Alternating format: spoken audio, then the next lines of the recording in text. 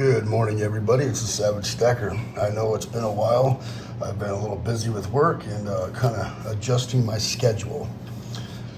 All right, so what I want to talk about today, I've been getting a lot of comments about the right kind of silver, that's the wrong kind of silver, and a couple comments another guy made. He's a dealer or a reseller, and saying he would never buy those kind of bars, meaning these kind of bars, because he only buys name brand stuff, and just all kinds of different comments lately about what's the right silver to buy. And a few people that are new coming by saying that's the wrong silver, you shouldn't buy that or whatever. And a few of those comments are based on my bigger video that I did that got all kinds of views about the coin shop dealer not wanting to buy my silver. And a few people admitted that they were new, but then turned around and left a 3-paragraph comment about how they know what the right silver is, what the wrong silver is. And the simple question for anybody out there, or simple answer, is buy what you like. Buy what you like. Most coin shops will purchase your silver. Whatever silver. I know coin shops that will buy jewelry, broken silver jewelry. You know, they don't like buying a little $10, $3 piece, but if you brought a bunch of it in, they would buy it. And I know some coin shops that won't buy anything like that, that will only buy American and stuff like that. There's all walks of life out there. And to be honest with you, just buy what you like. And the reason I have some vintage out here is because also I'm getting a lot of comments of people that don't understand added value on vintage silver. And that goes for anything that is collectible, from vintage knives, like this old 1980s Gerber right here, right? Very expensive old Gerber knife, and quiet as it's kept, Gerber used to make really, really good knives back in the day. And they're starting to make good knives again, but they got away from that for many years, and they were crap knives for a while. And so, you know, you buy what you like, and I'll get into the added value on vintage silver in a moment. First off, I want to say thank you to somebody that sent me some mail, and that is Supreme Ginger Stacker. And he sent me some stickers, which these are badass stickers. SG Stacker, which is Supreme Ginger Stacker. And he writes, Savage Stacker, you've grown so much, and I can't wait to continue to grow with you and many others. Keep the stack savage and strong. Sending great stacking vibes your way, Supreme Ginger Stacker. Well, thank you very much. I appreciate the mail, and I will get you a sticker in the mail today. And he sent me a little bit of love, and I've never owned one of these. This is a Canadian 50-cent piece from 1960, and I believe this is in really good shape too. Look at that. I believe these are 80% silver. I'm not positive. I've never owned one. I'll have to look it up, but I believe these are 80%. So, but pretty cool. It was very awesome. Happy to add that to the stack, and I've never owned one, and it's always fun to get stuff that you've never had before, or even seen or held before. So thank you for that. I appreciate it, bro. Go check out Supreme Ginger Stacker. And if you see this icon right here, this logo, then you found the channel. I will put the link in the description down below. I think he's got under 100 subscribers, so let's get him up to at least 100. We can do that. I know we can. I did check out a couple of his videos. They are good, and I like what he's putting out, so go check them out. All right, so we can easily buy silver rounds, silver bars, generic, or, you know, from different countries or whatever. And if I melted these down and I poured it in a big old loaf, you wouldn't know what country it's from. You wouldn't know if it came from rounds. You wouldn't know if it came from a bar. It's silver. Silver is pretty much silver. And I went to my coin shop yesterday. I did sell a little bit of silver yesterday, not because I had to, but because I'm going to buy a dirt bike.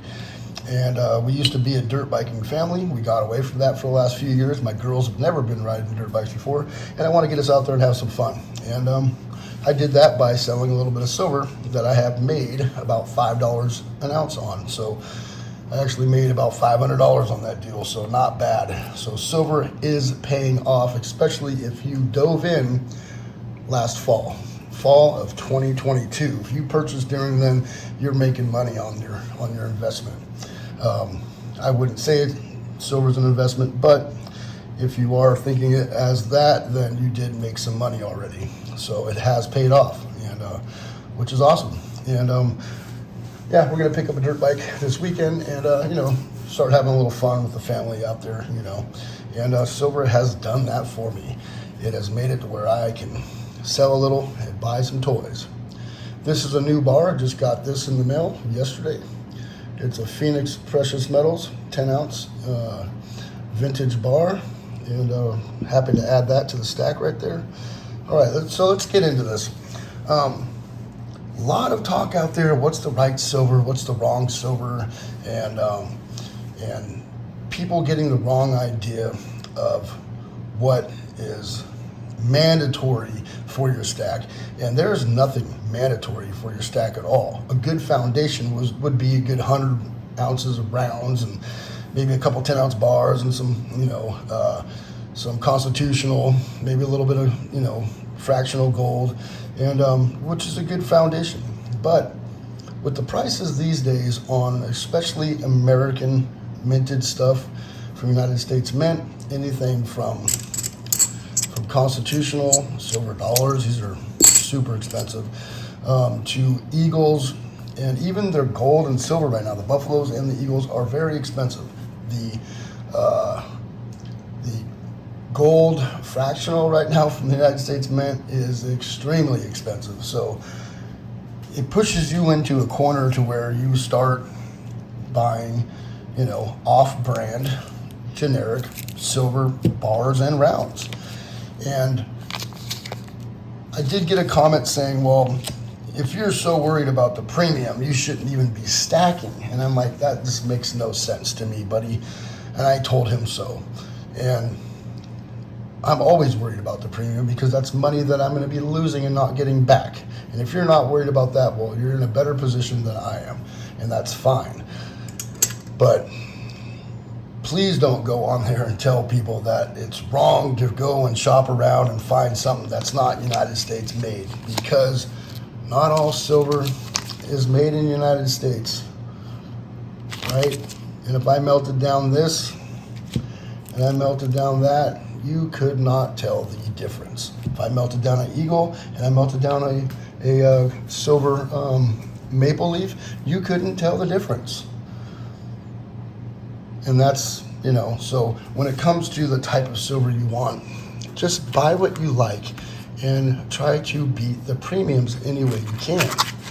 And it will do wonders for you later on to not worry about, what type of silver you're buying. I buy all types. I buy vintage, I buy generic, I buy American, I buy whatever's on sale and whatever's the cheapest premium. And I don't just go search out name brand generic bars like Sunshine Mint and Silvertown, stuff like that. I prefer those, but you can't find those right now. Most of the stuff you can find out there is from Turkey, Istanbul, or Germany. A lot of stuff coming out from the Germanium Mint right now. They have a lot of products out there, and good stuff to buy right there. Very popular, and it resells very well. So don't get stuck on what's the right type. There are a million different types of silver out there, and the best thing to do is shop around and find the best premium, right? The reason for that is you're going to make that money back quicker the less you pay. And if you're into high-end silver products, like collectible coins, kookaburras, and things like that, then it's going to take you a lot longer to get that premium back. But you might only buy one of those one a year, and that's you buying what you like, and that's fine. That is awesome. Do what you're going to do. Some people tell you, buying rounds is the only way to go. Some people will say buying bars is the only way to go. I buy it all. If it's on sale, if there are rounds of Buffaloes on sale right now for $1.99 over spot, believe me, I'm buying Buffalo rounds. If I find 10-ounce bars that are $1.99, $2.50 over spot, I'm buying those. That's what I'm buying. I am not going to be picky. I'm going to go with whatever's cheapest. And the time where I am picky is when I find my vintage stuff, all right? And vintage is all over the place. If you don't know what you're doing, you're going to overpay. There's a lot of new people out there getting into vintage, overpaying for things that are very basic, right? I've seen guys with these P-loaf bars right here, which are $2 or $3 more over spot per ounce. This is a $350 bar right here. I see guys out there buying them for $400 and trying to resell them on eBay for $450. And it's just not that type of bar. These have a huge amount of production. There are a lot of these minted, hundreds of thousands. Okay, same with these right here. These are the older style. These are I think these are the Series 3 or 7, one of the two. And they have pour lines on them, but they're poured versus, this style right here, but they're still the P series, and there's a lot of them minted as well. Now, when you start getting into Inglehards that are, I messed that all up, that have adheres, or that only have 6 or 5 serial numbers on them, those ones have a lot less minted, and that's when you want to, that's when you're going to pay, that $40 or $45 an ounce for that, right? But be careful out there, new guys. Don't think that all of these vintage bars are created equal. They're not. Some of these are very, very, they're high. They got a big population. There's a lot of them out there. Like this right here, this Silvertown bar right here. There is a lot of these out there. A lot.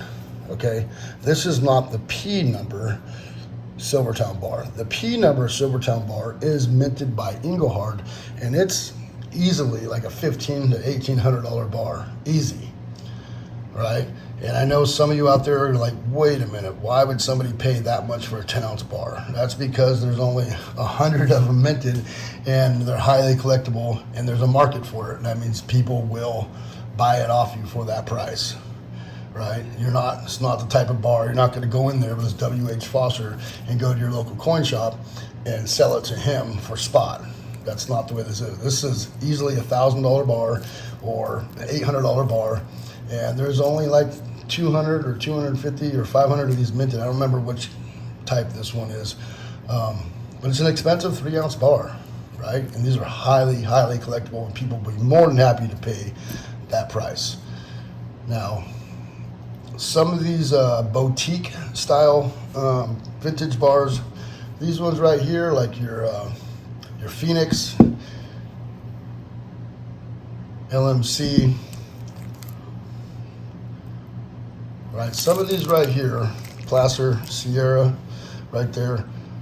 Those are some of them are high mintage, but the company was only around for a short time, so they didn't make tons of bars. So they're, collectible for that, and they do run at quite of a premium, but just not like these right here. Your Bunker Hill and your W.H. Foster. Those are some super high premium bars, and the cool thing is they don't have a large stock of a lot of products like Engelhard. Engelhard, you got to decipher what to pay high premiums for and what not to, because there's so many different products out there and you could easily overpay not knowing what you're doing. I've seen people buy a P-loaf bar for $500 on eBay, and I'm like, that is a $350 bar. And you paid $500 for it. Ouch, right? So you gotta know what you're doing. You gotta know what you're doing when it comes to vintage silver. But bottom line, what it comes down to is buy what you like. Are you a collector or are you a stacker? If you are a pure stacker, you are going to be going after the cheapest silver and gold that you can find for the best price, right? And bars, rounds, it doesn't matter, right? If you are a collector, a semi-collector, or you know, you're dibble-dabbling into the vintage area, you know, you might have, you know, I have different sides of my collection. I have my stacking area over here, which I am very, very selective of when I purchase this stuff because I want it for the best price, and try to get as much as it I can at once, and when the price is down. And that is my stack. That is my stacking stack over there. Then these are my collection over here, and I buy myself a little Scooby snack once in a while. You know, maybe once a month or once every 3 months I'll buy a vintage piece and add it to the stack. For a while I was buying a lot, and I had to hold back. I had to slow my roll because this is not all my vintage. I have much, much more. I probably got 4 times this. And but for a while there, I was buying 5 or 6 10-ounce bars a month of vintage, and I was like, you know what? I gotta stop. I need to reevaluate and give myself a budget on my vintage. And I have done that. And once in a while, I buy a little Scooby snack. The rest of the time, I'm buying either gold or very super generic. Doesn't matter if it's made in the USA or Turkey or Istanbul.